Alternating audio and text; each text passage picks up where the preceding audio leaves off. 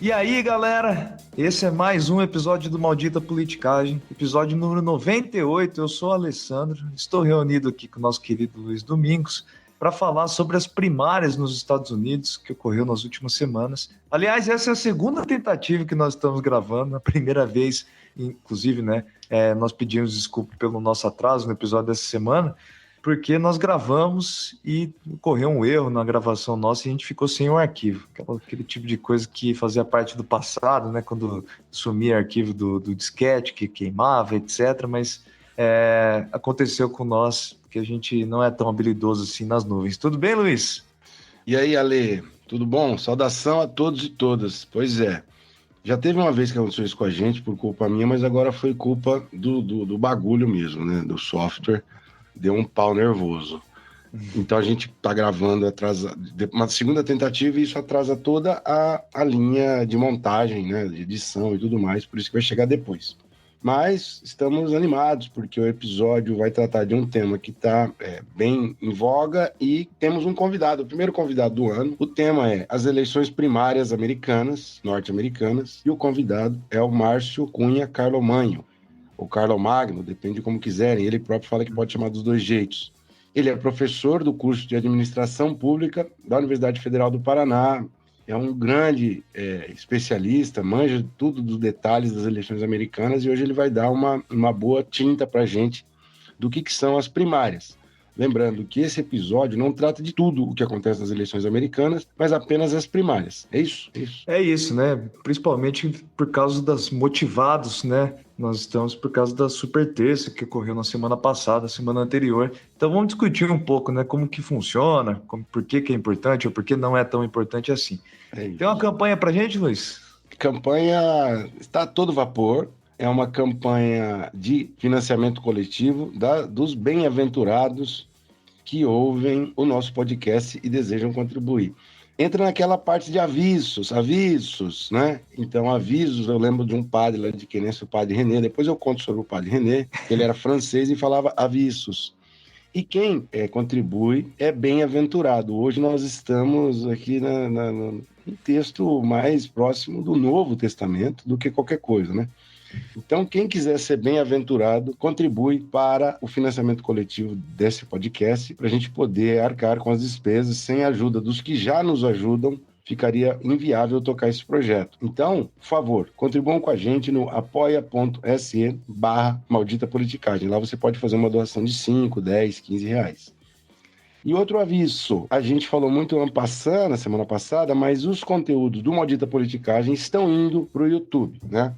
É um novo meio de armazenar e disponibilizar o conteúdo para quem assiste as coisas no YouTube, acessa o YouTube com frequência e para quem tem dificuldade com os tocadores de podcast, que é o caso de alguns nossos conhecidos que já reclamaram disso, tios, porteiro, pessoas que não gostam e não acessam o Spotify, o Deezer, o Apple Podcasts, enfim, o Google Podcasts. Então tá lá no YouTube, que é um recurso mais antigo e talvez assim mais acessível para todo mundo. Entra lá no Maldita Politicagem no YouTube, que todos os episódios, esses 97, estão já sendo disponibilizados lá. É isso, né, japonês? É isso. Uma coisa, né? Já um pedido de perdão aqui, que a gente anunciou que o episódio de hoje seria sobre o Lenin ou sobre o impeachment da Dilma, e na verdade a gente fez um negócio que não tem nada a ver. Né? A gente vai falar sobre as primárias americanas, porque a gente julga importante, né? Por causa das datas, etc. Esses outros episódios virão nas próximas semanas aí. E não teve o menor interesse no impeachment da Dilma, né? Na verdade, algumas pessoas disseram que querem ouvir o do Lênin, mas o da Dilma provavelmente subiu no telhado, não vai ter, né? Porque as pessoas estão mais interessadas em outras questões. Mas também a gente fez já 2 episódios, né, sobre o tema, né? Ai, que teimosia da sua parte falar que não é esse o assunto é lateral daqueles episódios lá, o episódio sobre impeachment. Isso entra em 5 segundos do episódio, e não ninguém concorda comigo, que é interessante o debate se foi golpe, foi impeachment, se for as duas coisas. Entendi. Mas eu estou claramente perdendo, assim como provavelmente vou perder na votação do nome do episódio da Mesa Redonda, lá, aquela galera que é o Maldita Resenha, e a minha sugestão vai voar, esquece. Bom, então no primeiro bloco a gente vai tentar explicar como funciona, né, o que são as eleições primárias, um pouco da história desse tipo de procedimento eleitoral lá nos Estados Unidos. E no segundo bloco a gente traz as discussões, né? Como estão, né, essas primárias do ano passado, significados dos dados que nós já temos, como foram até aqui, aliás, o Biden e o Donald Trump, os dois principais candidatos à presidência da República dos Estados Unidos. No terceiro bloco, como de sempre, a gente aborda aqueles queridos quadros, aliás, e o Luiz diz que ele vai contar muitas historinhas bacanas pra gente, inclusive do nosso querido Padre René, que curiosamente saiu da França e foi parar em Querência do Norte. Pô, Querência é o destino de todos.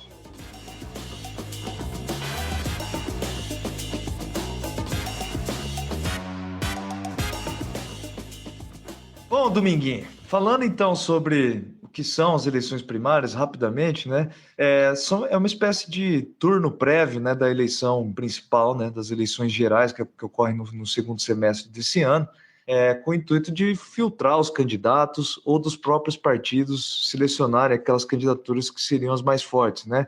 Então, nos Estados Unidos ocorrem dentro dos partidos, Partido Democrata e Partido Republicano, onde ele seleciona quem serão os candidatos, né, nas eleições gerais no final do ano. Lembrando que no episódio 77 nós falamos sobre as primárias na Argentina, que tem um modelo um pouco diferente, os famosos passos, né? Passo, né, no singular. Tem um modelo um pouco diferente, mas tem um papel semelhante nesse caso aqui. Bom, Luiz, você diz que nós poderíamos separar as eleições nos Estados Unidos através de 4 momentos, né? 4 grandes etapas aqui, para ficar um pouco didática a coisa. Quais são esses momentos? É uma eleição totalmente diferente da eleição brasileira, em quase tudo é diferente.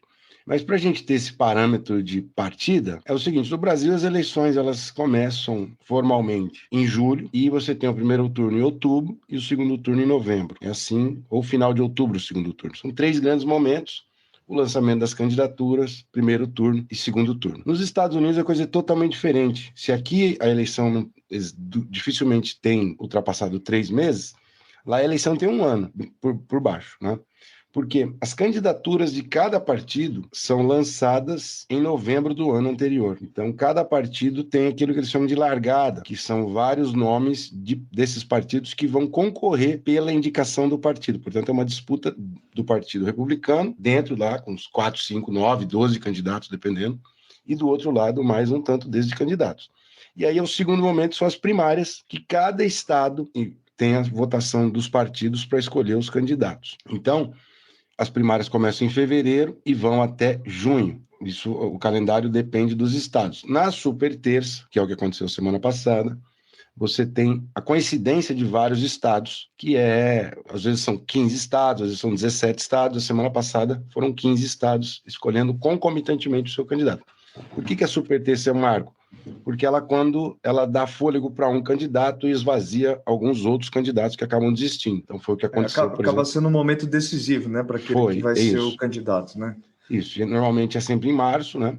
E aí, então, essa segunda etapa, a etapa das primárias, vai de fevereiro a junho. Aí, a terceira grande momento é a convenção nacional para a indicação do candidato. Então, o Partido Republicano realiza a sua e o Partido Democrata realiza a sua. A partir dali, os dois competidores dos partidos vão se enfrentar na campanha presidencial propriamente dita, que não é mais as primárias, é corrida presidencial, é ali que vai se dar em novembro. Então, lançamento das candidaturas em novembro, primárias de fevereiro a junho, convenção nacional, julho ou agosto, e a eleição propriamente dita em novembro. Então, diferentemente do Brasil, é um ano de eleição ocorrendo ao longo dos 50 estados do país.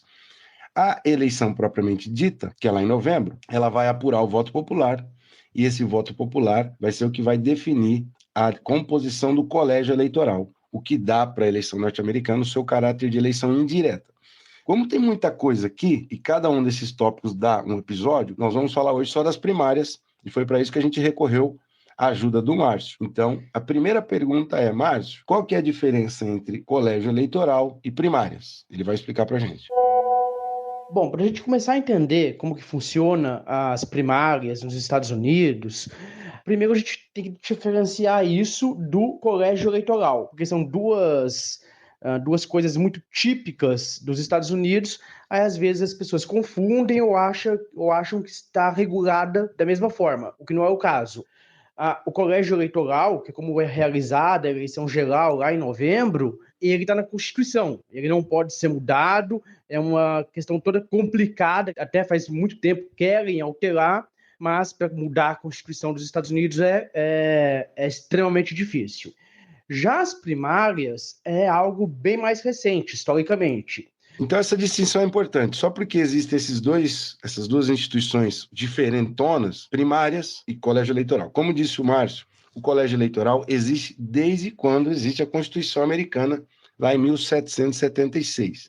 Só uma curiosidade para os estudiosos de direito constitucional ou de teoria política, o inventor do mecanismo das primárias é o cara que é um dos autores daquele texto clássico, o Federalista, né? Um dos 3 autores, que é o Alexander Hamilton, também conhecido na Baixa Augusta como Alexandre Hamilton.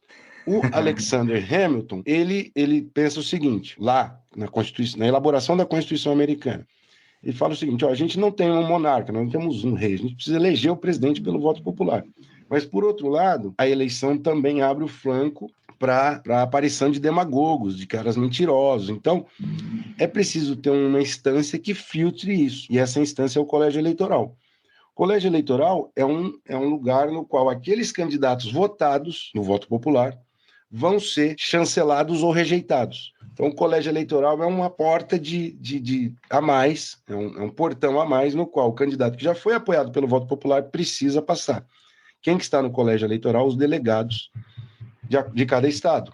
E esses delegados são os que vão, de fato, eleger o presidente. Por isso que, na prática, o sistema americano é indireto, porque passa pelo crivo dos delegados do colégio eleitoral. E é por isso que, em várias eleições, o candidato mais votado nem sempre ganha, né? Exatamente. Acontece essa coisa bizarra, né? Foi o que aconteceu entre Trump e Hillary lá em 2016.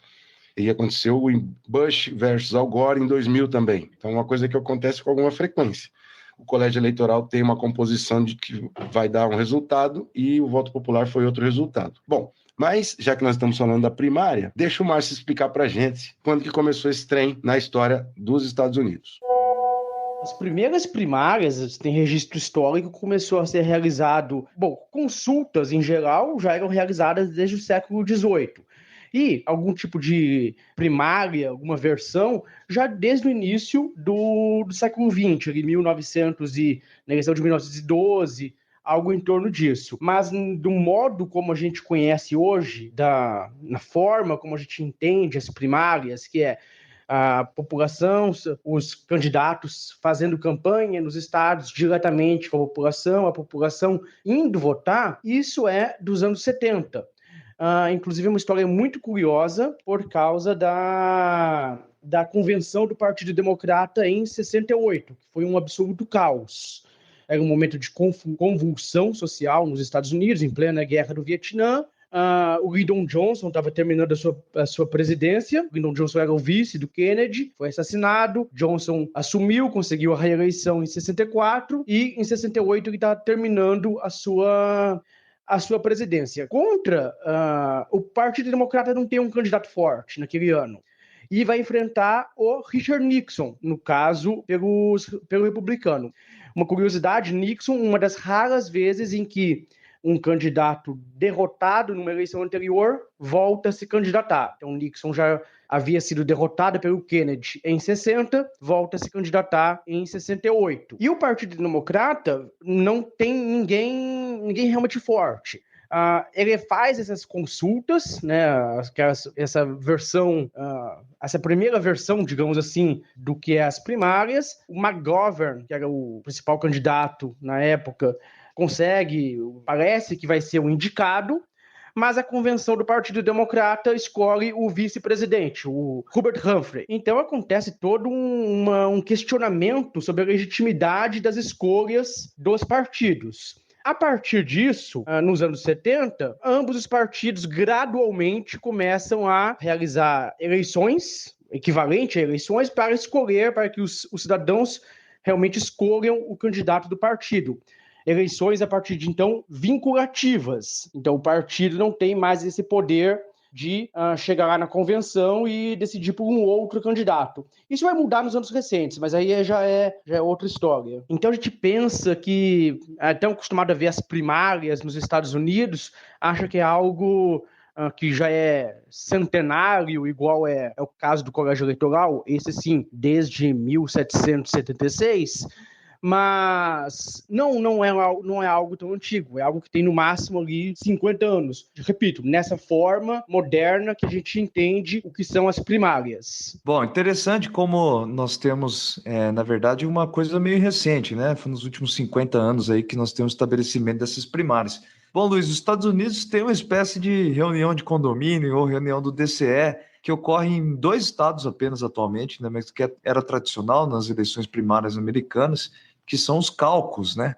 Não sei nem se eles falam desse jeito na pronúncia, aliás, né? Mas Caucus. Como é a pronúncia? Caucus. E esse tipo de processo decisório ele é diferente, né, das eleições primárias tradicionais, né? A gente vai perguntar, então, para o Márcio a diferença entre o caucus e uma primária da forma mais padrão. Bom, a diferença entre caucus e primária. A primária é basicamente uma eleição como a gente está acostumado. Então, o eleitor vai lá individualmente, deposita o seu voto nas urnas e segue a vida em frente. O caucus é uma reunião. São poucos estados que ainda usam isso, e cada vez menos. Estados, em geral, menores. O mais famoso é um dos primeiros a realizar a votação, que é a Iowa. Então, o caucus de Iowa, por ser o primeiro estado, ele é muito importante. Então, as pessoas, os eleitores, têm que comparecer numa hora específica e eles vão debater, ouvir-se mutuamente para chegar a uma conclusão, escolher um candidato. É um processo, muitas vezes, demanda tempo, lento, estressante. Isso na avaliação dos próprios cientistas políticos americanos, que está cada vez mais em desuso. Esse é um modelo que acontecia lá nos anos... no século XIX, e aí, claro, limitado aos dirigentes partidários. Então, a história é essa. A história começa pelo caucus e depois o caucus vai sendo abandonado em favor de primárias. É um negócio que deve gerar com certeza gera um constrangimento do caramba, aquele cara que não tá ali muito decidido em que ele vai votar, né? Enfim. Não, isso é uma doideira, porque o cara, ele vai numa igreja ou numa associação comunitária ou numa escola local e lá você tem o Partido Republicano fazendo a apresentação do candidato, então do Trump versus a Nikki Haley. Então você vai lá numa escola e vai ter os dirigentes locais do Partido Republicano, um defendendo a candidatura do Trump e outro defendendo a candidatura da Nikki Haley. E aí você começa, em alguns casos você tem votação por aclamação, que é todo mundo levantando a mão, eu quero a candidatura A, o outro eu quero a candidatura B. Mais antigamente, eu li isso já faz um século e meio, os eleitores do partido naquela escola, um ia para dentro de uma sala e o outro ia para dentro de outra sala. E os indecisos meio que falavam, será que eu vou naquela que tem mais gente ou que tem menos gente? Então, no fundo, não era nenhuma eleição secreta, né? E isso foi sendo abandonado e só os estados mais tradicionalistas ainda mantêm um resquício do passado. A tendência mesmo são as eleições primárias, essa de que você tem a votação num ginásio de esportes, ou também numa escola, mas aí tem a urna indevassável, você vota e tudo mais, né? Dentro da eleição do partido A e do partido B. Portanto, nós estamos falando de primárias aqui. E aí depois a gente perguntou para o Márcio quem que pode participar dessas primárias. Se todo mundo, se o eleitorado mais amplo ou se não. Se o eleitorado que é filiado ao partido, ele responde para a gente também. Quem pode participar também é uma das primárias, também é uma pergunta muito curiosa, porque difere muito do que a gente compreende aqui no Brasil. Bom, vocês devem saber, né? Os Estados Unidos é um país realmente federativo e cada estado tem uma lei diferente. Então não tem uma lei eleitoral nacional como a gente compreende aqui no Brasil. Por isso que às vezes é difícil a gente visualizar isso. Cada estado tem as suas próprias regras. Então, em alguns estados, apenas os filiados a cada partido podem votar. Em outros estados, essa é a regra em geral, né? No caso, é a tendência maior, os filiados ao partido podem votar. Em outros estados, qualquer eleitor, desde que não seja filiado a um partido adversário, pode votar. E, em alguns poucos, até mesmo eleitores do partido adversário podem votar em o eleitor, independente de qual partido ele seja filiado, ele pode, no momento, escolher votar para o partido que ele prefere. Então, um eleitor democrata pode chegar lá no dia e escolher votar na primária do partido republicano. Isso é exceção. Inclusive, tem uma coisa curiosa, agora em Vermont, essa semana, foi o único estado que a Nikki Haley venceu o Trump na chamada Super Terça, que é um dia que muitos estados realizam as suas consultas juntos, e o Trump acusou que porque o Vermont é um dos estados que permite eleitores do partido adversário votarem. Então o Trump acusou que ela teria vencido ele nesse estado porque teriam sido os democratas a votar. Então tá aí. Como disse o nosso entrevistado Márcio Carloman, as primárias têm perfis de público que votam diferentes conforme o estado e conforme a lei do estado. A cultura política nos Estados Unidos, ela é determinada localmente, estadualmente, né? Então, em alguns estados, você tem uma restrição, só os filiados votam. Em outros estados, eleitores não filiados, mas que fazem um registro prévio para votar na primária. Em outros estados, você tem até filiados de outros partidos, do partido adversário votando na primária do partido aqui. Inclusive, o Trump perdeu em um dos estados que gerou uma polêmica, e adivinha qual foi a desculpa dele? Que eram os democratas que estavam votando a favor da Nikki Haley. O que não é impossível, mas é muito improvável, né? Ele sempre arruma uma desculpa cabulosa para conseguir justificar, né, as suas derrotas.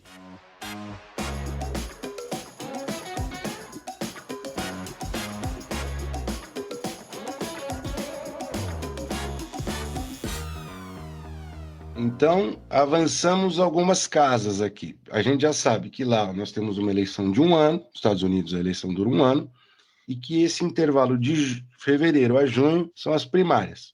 A gente sabe que as primárias são diferentes dos caucus, mas tem todo um debate que vai se repetindo entre os estados, porque também você tem um conjunto de veículos que são nacionais, tem a imprensa internacional. Então, você tem um perfil básico desses dois candidatos, a despeito daquilo que eu falei, que eles têm uma cultura muito local. Os eleitores são próximos, dependendo do estado, né, do candidato do Partido Republicano e do Partido Democrata. Tem uma tabela para ilustrar essas diferenças? Vamos lá, Luiz. Segundo o levantamento do Washington Post, Luiz, aquele importante jornal norte-americano, eles fizeram, né, uma comparação do perfil dos eleitores do Trump em 2016 com o perfil em 2024, comparando se alterou, né, essa base de apoio do ex-presidente republicano. A base de apoio está ainda mais velha nesse ano, em 2024, comparado a 2016. Veja só, entre os apoiadores com mais de 65 anos, esse bloco de eleitores, em 2016 era de 24% e agora, esse ano, 2024, é de 36%. Aumento grande aqui entre os eleitores com mais de 65 anos. Outra pergunta, né, para a autoclassificação do perfil ideológico, veja só, aí vem a desgraceira, hein, Luiz? 52% em 2024 se autoclassificam como muito conservadores. Lá em 2016, esse número é de 32%. Quando a gente olha para aqueles que se autoclassificam como moderados, o número caiu de 20% para 9%. Ou seja, Donald Trump intensificou aqui o conservadorismo norte-americano nesse sentido. Na base eleitoral dele. Então tem uma espécie de bola de neve, né? Sim. Ele pegou uma predisposição conservadora em 16 e com o discurso radicalizado, cada vez mais conservador, ele vai reforçando isso. Ele esticou essa corda, né? O que está esvaziando o centro do Partido Republicano nesse sentido, né? Os moderados ali também caiu o apoio. Ou não se classificam mais como moderados, né? Entre evangélicos brancos, que é outro perfil que o Washington Post tentou identificar, a base cresceu um pouco, né? Era 48% em 2016 e agora é 51% em 2024. E o percentual de mulheres variou muito pouco, né? Foi de 45% para 46%. Então as mulheres republicanas continuam apoiando Donald Trump, né? Então, que de fato se alterou, né, é o posicionamento ideológico deles e envelhecimento, né? Um público mais velho ainda agora é apoiador do Donald Trump. Mas um dos preditores da competição, da disputa eleitoral, é a avaliação do governo que está governando, né? E para a gente ter um pouco do termômetro do que vai ser essas eleições a partir, sobretudo ali de julho, tem que ver como que está a aprovação do governo Biden. Como que você catou esses dados para a gente? Não tá boa coisa não, viu? Tá meio mais ou menos, né? A aprovação dele em janeiro de 2024 é de 39% e 59% desaprovam o governo de Joe Biden. Quando o Wall Street Journal tentou identificar por quê, né, um dado muito bizarro, uma das coisas muito bizarras que aparece é que 73% dos americanos acham Biden velho demais para concorrer a uma eleição, por exemplo, para esse ano, né? A outra coisa, claro, né, é a sua política de guerra, né, que os norte-americanos, na grande maioria, não aprovam. Então são dois elementos importantes. Mas estranho, né, essa coisa do Biden ser considerado velho demais por 73%, já que o Trump tem quase a mesma idade, né? Dava para eles, né, disputar um campeonato juntos em qualquer modalidade, né? São 3 anos de diferença. Estaria na mesma categoria ali, né? São 3 anos de diferença, né? O Biden está com 81 e o Trump 77, 78, se eu não me engano, é isso, né? Pois é. Então, esse é o etarismo tenebroso que está pegando bastante nessa eleição. Já faz, não é de agora, isso já vem, né, dos primeiros anos da eleição do governo do Biden, perdão.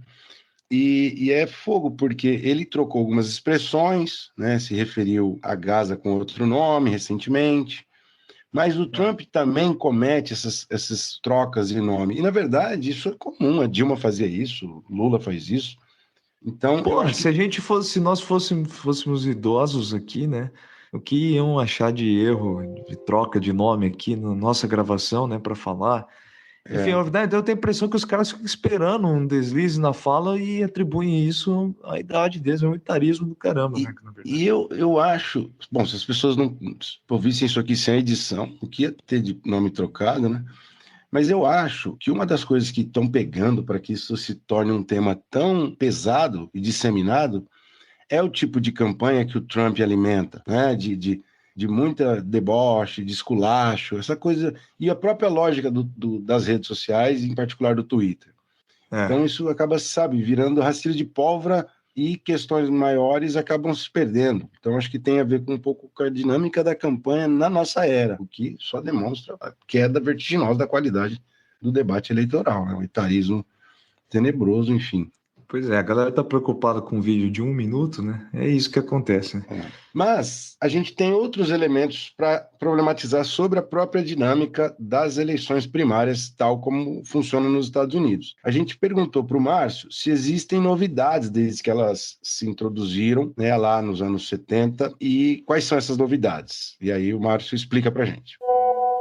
E é curioso porque, embora esse mecanismo seja relativamente recente nesta forma, né? Então vamos colocar aí uns 50, 60 anos, em perspectiva histórica é recente, ele já foi o responsável por grandes casos nas eleições americanas. Então, foi esse tipo de mecanismo que permitiu a ascensão, muitas vezes, de alguns underdogs, como eles chamam nos Estados Unidos, né? Seriam azarões que surgiram mais ou menos do nada e que acabaram vencendo, conquistando esse posto. Então, 2 exemplos clássicos, né? Ambos do Partido Democrata. O Bill Clinton, em 92, que ninguém dava nada por ele. O Bill Clinton veio de um estado agrário, um estado pequeno, ele tinha sido governador. Não era tido como um candidato relevante até então. O Bill Clinton veio do Arkansas, que dentro da geografia americana não é um estado economicamente relevante, e ele conseguiu vencer as primárias e dali disparou para vencer a eleição geral. Lembrando, hoje a família Clinton é toda poderosa, não é o caso lá em 92. Outro exemplo é o próprio Barack Obama, esse muito mais recente, todo mundo deve lembrar. Em 2008, a Hillary Clinton era tida como a candidata que já ganhou no Partido Democrata. Obama era um senador jovem, relativamente desconhecido, fez uma campanha muito baseada nas redes sociais, etc., e conseguiu vencer as primárias. Ou casos de insucesso também a gente tem nas primárias, mas que ficaram marcados. É o caso da eleição de 2016, que o Bernie Sanders não conseguiu vencer a Hillary Clinton, também no Partido Democrata, mas ficou muito célebre, né? Sua campanha gerou muito engajamento. Então, a principal consequência, por assim dizer, desse mecanismo de primárias é mobilizar o eleitor já num período anterior à própria campanha. Então, uma coisa que a gente nota aqui no Brasil, comparativamente às campanhas eleitorais, no Brasil as campanhas ficam restritas ao tempo da campanha legal, então ali a partir de junho, julho, que realmente os candidatos começam a fazer campanha de forma mais incisiva na eleição que se realiza 3 meses depois, em outubro.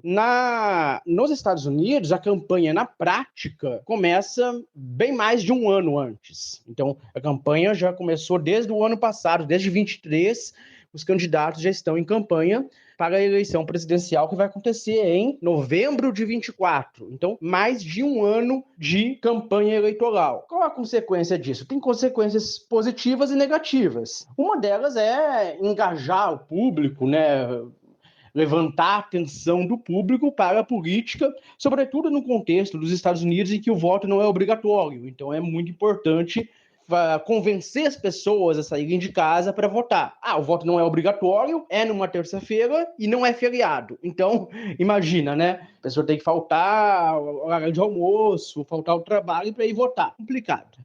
Mas uma outra consequência potencialmente negativa que alguns cientistas políticos estão apontando é porque justamente essa campanha eleitoral tão prolongada, então mais de um ano de duração, incluindo as primárias, você exacerba a polarização. Então isso teria sido, na visão de alguns, não só isso, obviamente, mas isso contribui ou ajudaria para a radicalização das posições, né? Então cada um se fecha em sua própria visão. O republicano não quer saber nada do democrata, o democrata não quer saber nada do republicano, e cada vez mais as pessoas estão menos dispostas a ouvir argumentos alheios. Pô, meio, né, devia ser um pesadelo, né, nessa conjuntura atual. Ter uma eleição de um ano, imagina só.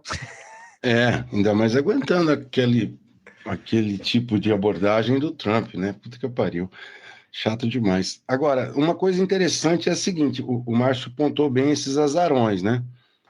O próprio Bill Clinton, que foi presidente lá em 92, veio de um estado menor, mas ele já tinha sido senador, se não me engano, ou o governador, pelo menos. Depois o Obama, em 2008, que ele não era do cúpula, ele não era um candidato bem posicionado na largada, e conseguiu a candidatura. Agora, uma coisa que...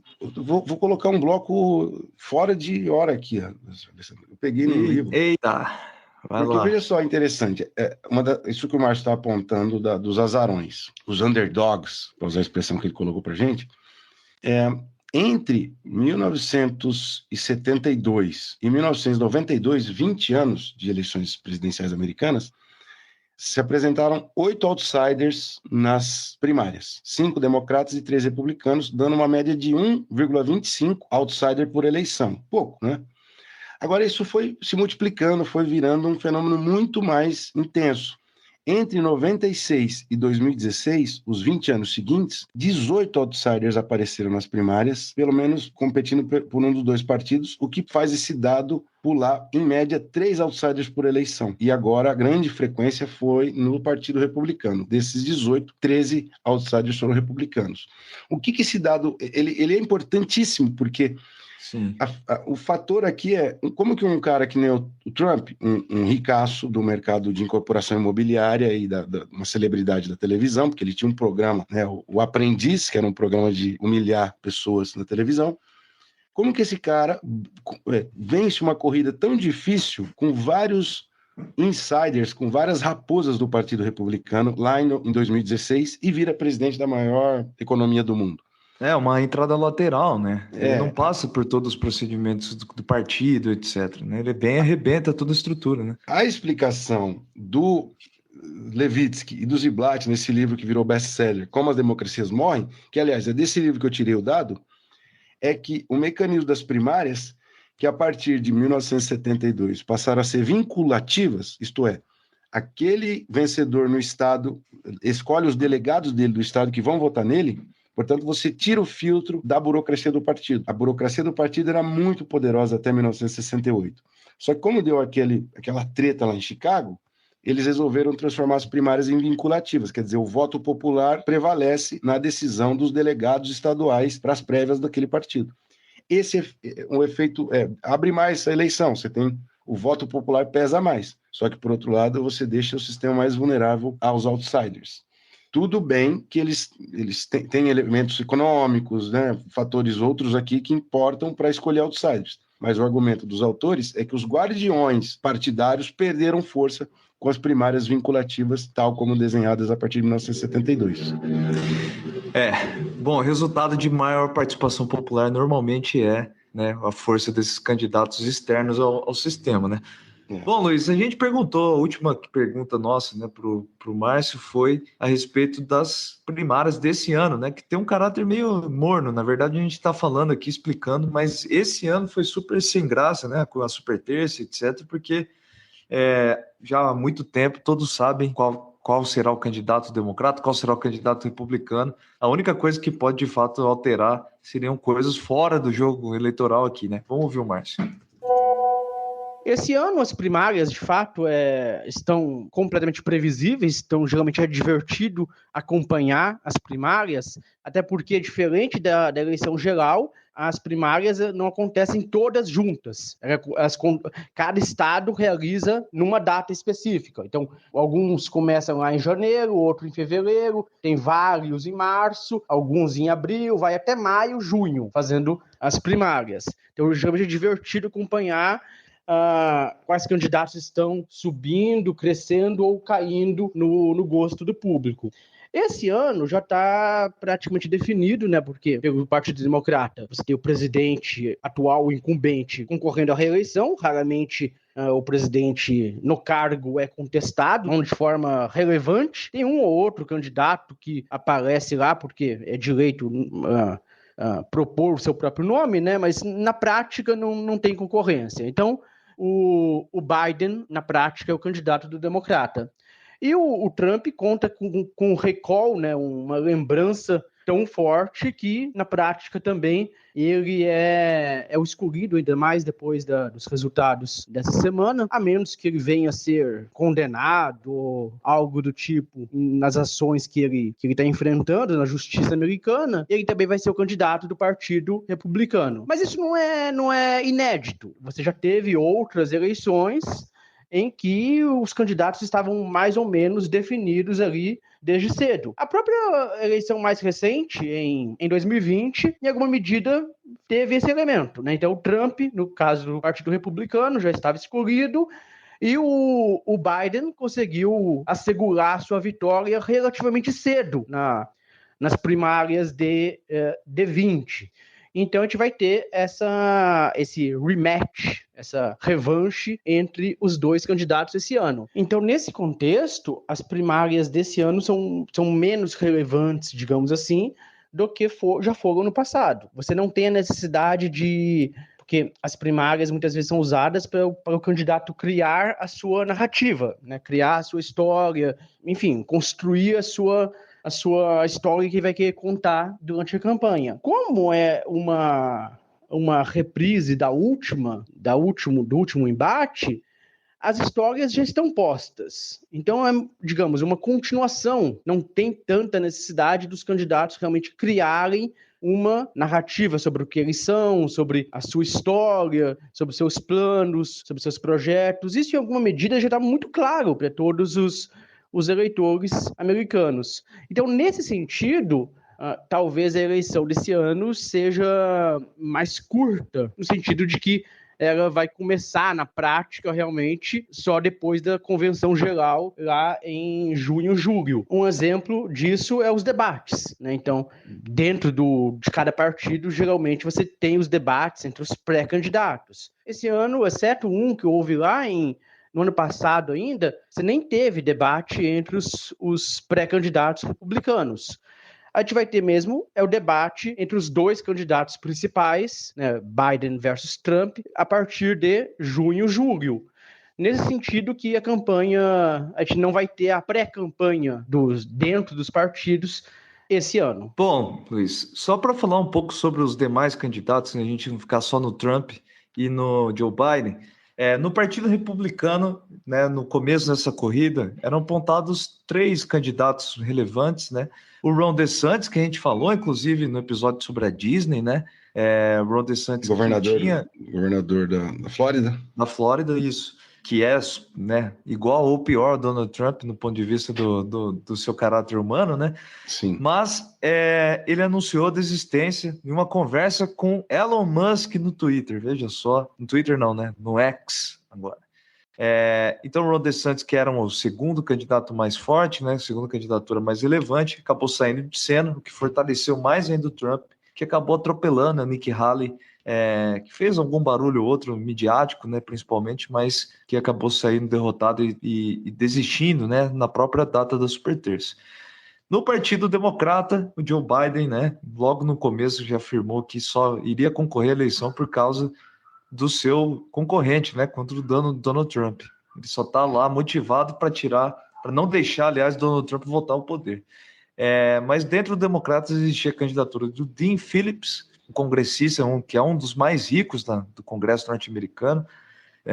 Se você imagina que o Partido Democrata é um partido de esquerda raiz, olha lá para a foto do Dean Phillips e veja se você mantém essa sua avaliação. Uhum. E pela escritora, líder espiritual, Marianne Williamson. Então, democratas, né, com umas opções um pouco questionáveis. O Partido Democrata é uma loucura total, né? Ele se pegasse assim no Brasil, ele tem perfil, gente tipo candidato do PSOL e do Novo, né? Líder espiritual. Tipo, vai de Nicolas Ferreira a Guilherme Boulos. Mentira, Guilherme Boulos eu nunca vi, não, mas varia bastante mesmo. Luiz, você adiantou uma parte do quebra-pau, né? Vamos ser sinceros aqui. Vamos ilustrar um pouco o que quebra-pau tem e que pode estar associado a essas transformações recentes da política norte-americana. As teses, os autores estão atualmente posicionados em 2 flancos, que é o mais pessimista contra o menos pessimista. Eu não tenho visto autor otimista a respeito da democracia lá dos Estados Unidos. Na ponta, no ringue, do lado dos mais pessimistas, estão esses que a gente já citou, dessa obra famosíssima, que é Como as Democracias Morrem, o Daniel Ziblatt e o Steven Levitsky, que agora eles lançaram outro livro, que no Brasil foi traduzido como Salvar a Democracia, mas o nome é uma tradução muito ruim, para um livro que trata da tirania da minoria. Mas ruim, mas é pop, né? Porque eles linkaram com o outro, né? Então eles têm um livro mais novo, chamado Como Salvar a Democracia, mas o diagnóstico super pessimista está... Na verdade, nesse novo também tem diagnóstico pessimista, mas lá no Como as Democracias Morrem, para eles, o Trump oferece um risco gigante para a continuidade da democracia americana, tal como foi feita nos últimos 200 anos.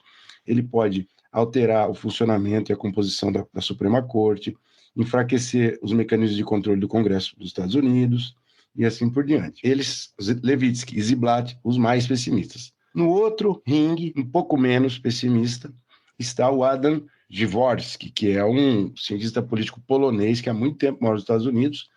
E o Dvorsky, num livro outro chamado Crises da Democracia, tenta apontar tendências que são, basicamente, o aumento da xenofobia, o aumento da insegurança econômica das pessoas, que faz com que isso sinaliza riscos e crises para a democracia.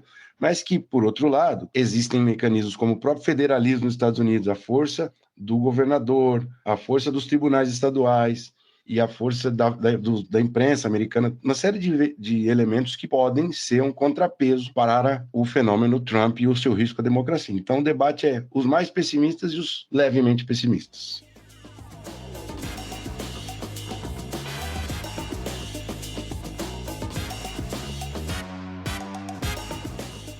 Ô Luiz, só para complementar o que você disse no segundo bloco, você falou Adam Dvorsky numa elegância absoluta, hein? Isso aí, sabe o que foi? Quando eu estava dando aula, começando a dar aula, eu não sabia pronunciar o nome. Aí eu colocava... Não, gente, só para sintetizar aqui, né? Para quem não conhece esse autor que a gente está falando, ele tem um nome que se você ler, aliás, se você tentar ler, você provavelmente não vai conseguir, que é um negócio tenebroso. Tem Ó, várias mil consoantes aqui. depois de muito sarro assistindo aula como aluno, porque cada professor pronunciava de um jeito, o que eu fiz quando eu fui dar aula, usando um recurso que os meus professores não tiveram lá nos primórdios dos anos 2000? Eu ia no Colocou no Google Google Tradutor. Tradutor e colocava o áudio de tarde, durante o preparo da aula, durante 15 vezes ele tentava decorar, e aí eu levava a pronúncia do Google Tradutor, que é que eu trouxe para o grande público do Maldita Politicagem nessa gravação. Maravilhoso. Adam Dvorsky, tinha gente que falava Tchevorsky, tinha um professor que falava Pzorsky, e a gente rolava de dar risada com essas diferentes pronúncias. E que é, né, um dos grandes da nossa área atualmente. Hoje, Da ciência assim, ele é um dos grandes em atuação, né? A historinha aconteceu em Querência. Padre René, avisos.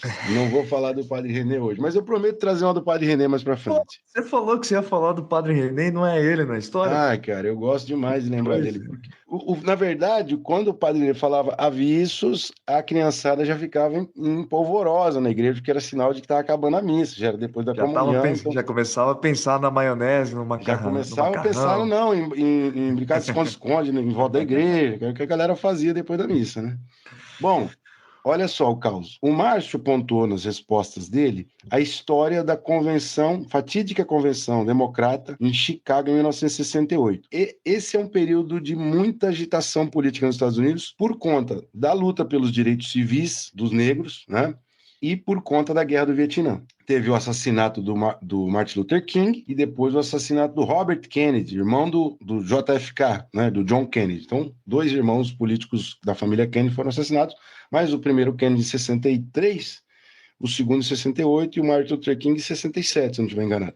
Bom, essa história ela é divisora de águas na história política norte-americana e, inclusive, que abriu o funcionamento das primárias tal como é hoje, porque eles fizeram a reforma do sistema eleitoral a partir daquela crise de 68.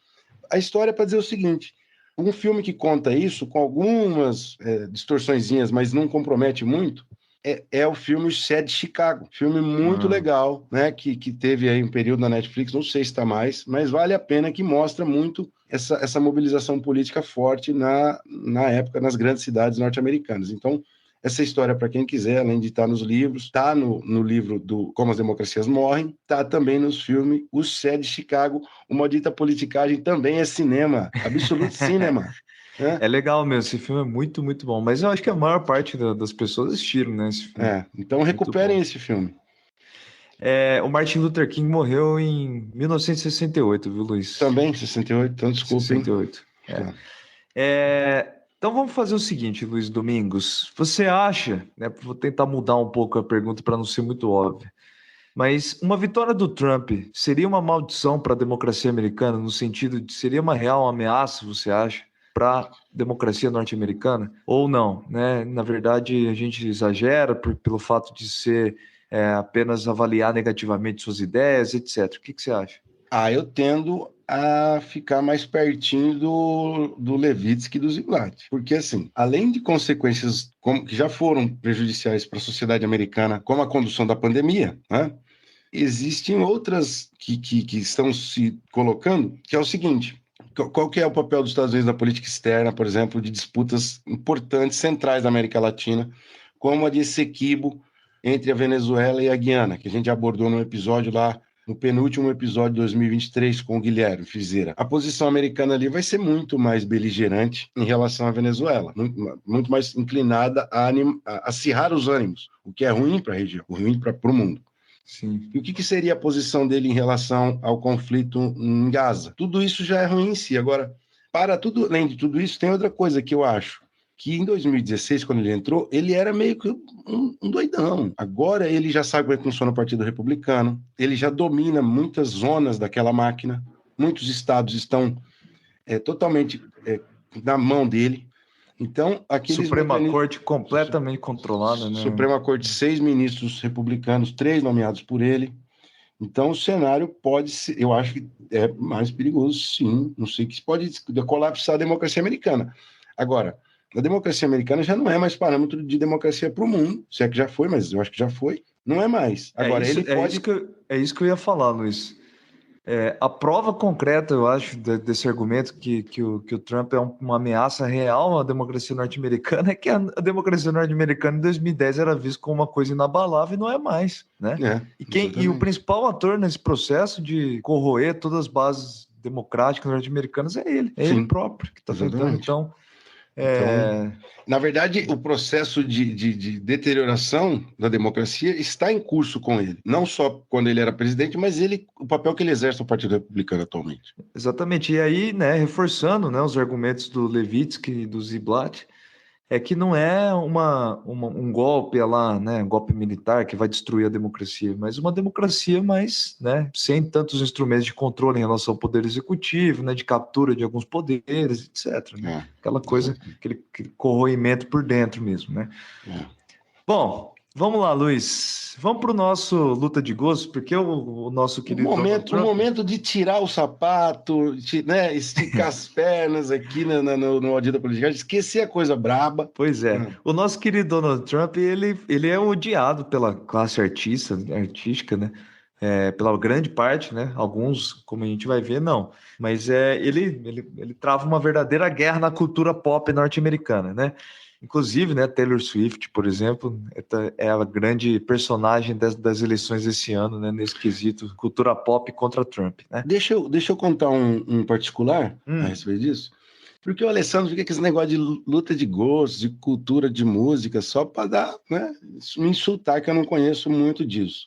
Mas eu fui procurar algumas posições de alguns artistas a respeito do Trump, justamente para esse bloco, e vi numa matéria do Poder 360 aqui do Brasil, um tanto de músicos e de bandas, não só americanas, mas de qualquer outro canto do mundo, que pediram para ele parar, caçaram o direito dele cantar e tocar as músicas nos comícios dele, tanto na reeleição, tentativa de reeleição que ele perdeu com o Biden em 20, quanto já agora nessas novas primárias. É uma lista de uns 15, 16, Rolling Stones, Leonard Cohen, o cara da Canadá que você gosta, como é o nome dele? Neil Young, mas assim, é uma baita lista. Eu pensei, como é que ele vai tocar música nos comícios dele? Será que ele vai ter que vir aqui e contratar o Gustavo Lima, né? Porque converge com essa visão de mundo do Trump? Ou tem gente lá que ainda apoia ele? Não, tem gente, então, tem vários, na verdade, e muitos deles são surpreendentes. Eu trouxe dois não tão surpreendentes assim, porque eu digo não tão surpreendentes porque um deles é um conhecido republicano e o outro deles é um cara que todo mundo sabe que tem umas opiniões meio malucas há muito tempo, né? Mas eu acho que são surpreendentes em relação à arte que eles fizeram, né? Então, para você, Luiz, no primeiro momento, quando você bate o olho, quem você tem maior estranhamento e decepção? É com o Clint Eastwood, diretor de cinema, ator importante, né, dos Estados Unidos, ou Kanye West, o rapper norte-americano? Puxa, Kanye West tem toda uma outra simbologia, né, que aí é um pouco assustador também, né? Ele é completamente maluco, né? Ele, inclusive foi candidato um tempo atrás, né? Foi? Foi, na última Podia eleição. trazer um episódio no qual o Kanye West fosse um personagem de estruturar, um espinha dorsal do episódio pra gente aqui a respeito da maluquice ideológica norte-americana. Mas a minha resposta, voltando ao fulcro da questão, como dizem alguns amigos, me estranha mais o Clint Eastwood, porque, eu sou fã de filme dele. Assisti muito filme dele. E, inclusive, ele tem filme que faz crítica à xenofobia, como o Gran Torino, né? E aí o Trump é um xenófobo e ele defende o Trump. É uma doideira. Aí a pessoa fala, mas tem que separar o artista da obra. Do artista e a própria obra são coisas separadas. Eu não consigo fazer isso muito bem, sou um ignorante nessa separação, mas Um ignorante não, um apaixonado. Isso parei de escutar muita gente por causa de fala política maluca que eles tiveram.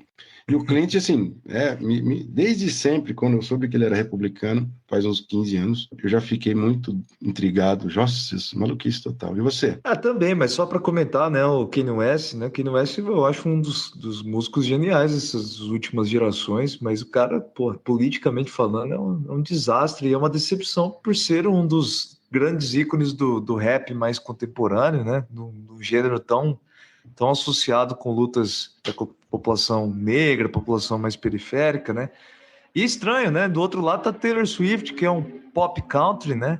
Uma coisa Você acha que a muito Taylor mais... Swift tem estilão de apoiar um candidato mais caipira que nem o Trump? Ele defende o norte-americano redneck? Não, Como eu é? acho que ela teria condições de ter esse lado, mas não, na verdade ela é uma opositora ferrenha, é uma das que mais está fazendo campanha contra o Donald Trump nesse sentido, né? Uhum. Inclusive, boa parte tem que fazer um estudo de quantos por cento desse público de 15 a 18, 19 anos lá que fala que é contra o Trump é por causa da Taylor Swift, que é um fenômeno. Mas veja, por outro lado, a Taylor Swift é a prova de que o cowboy, o country, também pode ser progressista. Você tá entendendo? Você não acha? Veja como o otimismo é. Eu vou levar você um tempo para passear lá em Nice para você ver se você mantém essa Não, aí é sua difícil. posição. Não, é difícil.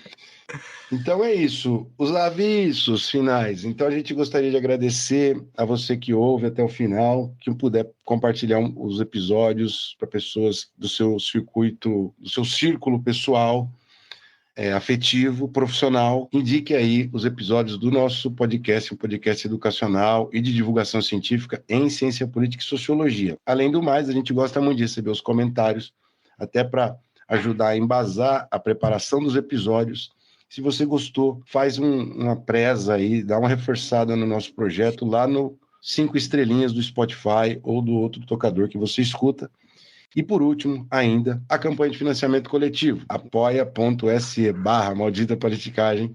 Você pode fazer uma fé econômica no nosso projeto para a gente poder continuar e aprimorar toda essa bagunça que rola aqui às terças e às vezes às quartas de toda semana. É isso, japonês? É isso, Luiz. Tem alguma vez que a mulher pede para você qual que é o CPF? Você fala apoia.se/maldita politicagem. Eu ainda não, acho que não aconteceu. CPF, não? Sim. Qual que é? apoia.se/maldita politicagem. Então é isso, galera. Um abraço. Abraço.